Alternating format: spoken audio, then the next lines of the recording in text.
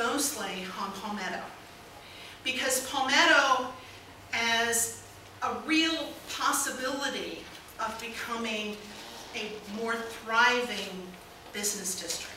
And for that reason, some time ago, Julie Lancel actually started the Westpac Committee, and if none of you have seen the designs and the things that we're trying to do, I brought along a little poster that I got made and framed and gave to her. I had to ask her to bring it back so that you can see if you haven't.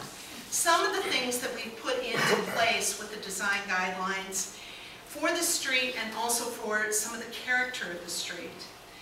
We've now formed the Palmetto Business Association. Part of their involvement is in being a nonprofit that can help with some of the, and the chamber's already involved, Courtney's involved very much with that. But we purchased the lights and we're getting ready for the undergrounding. This was never meant to happen, in case you were ever confused about that, until we undergrounded the utilities on Palmetto. So it hasn't been delayed, it's right on track, and we're now moving forward. We got a stimulus monies grant to get the lighting, and we had one of the lights set up in the back of the room at the city council meeting right before Christmas, and it was awesome. The lights are beautiful and will really add to a historic district flavor as the street becomes slowly but surely overhauled with undergrounding, which will be a process, let me tell you. The Palmetto Business District is also giving feedback to the Design Guidelines Committee for that street for things like signage and canopies, because they want to change the character. But they also realize that the wastewater treatment plant will be a key anchor on that street, the old site. That highest and best use study that, yes, Yolanda asked for some time ago is almost done. Steve has read the initial draft. I know it'll be coming before council soon.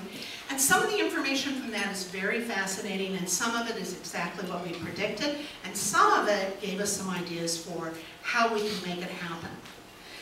All of those things will help improve Palmetto Business District. Moving that forward is a key part of that area. The last piece of Economic Development Committee, in case you haven't known, has been the Marketing and Branding Project. We're really working on pulling together what are the images that we can sell of Pacifica and how can we sell them. And we've had a lot of great ideas, but most recently we had this wonderful report from the San Mateo County Convention and Visitors Bureau. And in that report, an idea blossomed. And I thought it was kind of interesting, you know, I have some of the high points. Just, you know, we've joined the San Mateo County Convention and Visitors Bureau just in September. And just since September, the numbers of groups that have come through here have been kind of stunning. Australia, the UK, some of the writers groups. We have articles now on Travel Lady Magazine, Boomer Living, the California Travel and Tourism Commission of the UK. Things have been hosted at the Lighthouse Hotel and at Nick's. There's been groups that have come to town for sports management. There's thoughts about golf tournaments, even right out here. We just hadn't reached out in an organized way to market those. And a strong relationship between the City Council and the Chamber of Commerce will help do that. I can tell you, as just another thought that came out of that presentation, because we've been struggling with these ideas, and I can't tell you that we're settled on it, but boy, it struck a note for me. We were looking for a tagline. And one of the things that they were talking about is how underutilized and under-identified some of our GGNRA properties are in town. Now, we have a great view of Sweeney Ridge right under the Golden Gate on the website. So you would think we would be very much pulled in. But in truth, it's only Sweeney Ridge that's identified on the map. So we're working on getting that changed.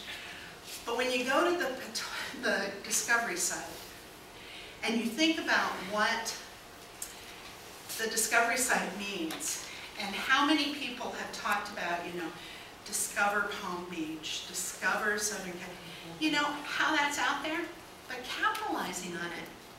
We sort of think Pacifica might be the ultimate discovery. Isn't that a lovely idea? And how much you can do with pulling together the weekends, vacations from San Francisco, the efforts at bringing people to town.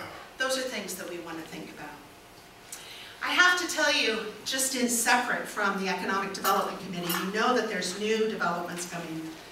There's 14 rooms being added to the Holiday Inn as that goes through the planning process. We're beginning study sessions with Nick's and a pretty massive overhaul there.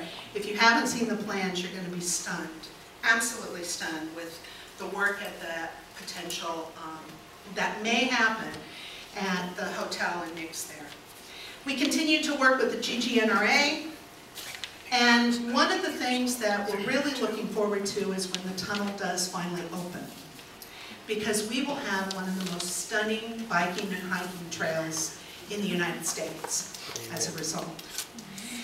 So, we are moving forward. There are things that we're doing, there's more that we need to do. But our finances, you know I had to come to the other side of this. Our finances are looming. They present a struggle. Barbara mentioned the fact that we've had a structural deficit for a while. And I want to personally stand here and thank you very much for assuring that between our employees, 5 of our union contracts have taken major cuts, and our citizens in voting for the TOT, you have assured that I will not be the last mayor of Pacifica. We've moved that out to at least Pete Desjardins. And so I'm appreciative of that. He probably isn't. But I have to tell you, we're not out of the woods. When we look at the finances, every decision that we make, everything that we're doing, and this is why I'm so appreciative of you and the community, everything we do has to be about the bottom line, the dollar. We are going to run so close to zero, it's frightening, and we cannot fail. We really cannot fail. If you think for 1 second that bankruptcy is an option, I want you to just think about the $9.5 million that Vallejo spent on just legal fees related to bankruptcy. It's not an option. I don't care what side of the political spectrum you're on. I don't care if you want all the snakes and frogs in your own personal stock. I don't care if you want open space. I love the Hills.